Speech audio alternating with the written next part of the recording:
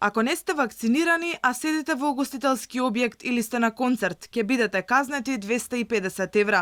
Сите угостителски објекти пак кои нема да ги почитуваат владините мерки, ќе добијат казна од 2500 до 30.000 евра, а казнето ќе биде и одговорното лице на објектот со 1500 евра. Од Државниот пазарен инспекторат велат дека тие не може да ги казнуваат граѓаните бидејќи тоа е работа на МВР, но неимунизираните гости ќе одговараат кривично за постапување спротивно од Законот за заштита на населението од заразни болести.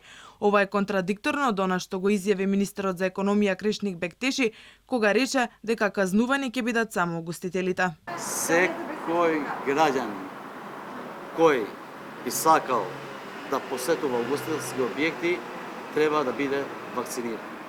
Пошто Државниот пазарен инспекторат ќе ги интензивира контролите, а дополнително угостителските објекти ќе имат под обврска да имат редарски служби или пак да ги проверат. Значи граѓаните нема да бидат казнети, ќе бидат казнети угостителските објекти ако не вршат контроли согласно протоколите и пропишаните протоколи од страна на владата. Од 16 август треба да важат новите владини мерки според кои при влез во секаков вид на објект каде ќе има повеќе од 30 присутни лица, на редарските служби задолжително треба да им покажете сертификат дека сте вакцинирани, најмалку со прва доза.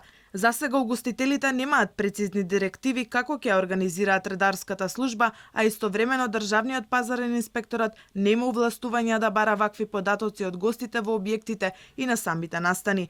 Од НУК бара да се укинат овие мерки, во спротивно подготвени се да излезат на улица. Протест веќе има организирано против дискриминација на невакцинираните, што ќе се одржи в недела во 19 часот.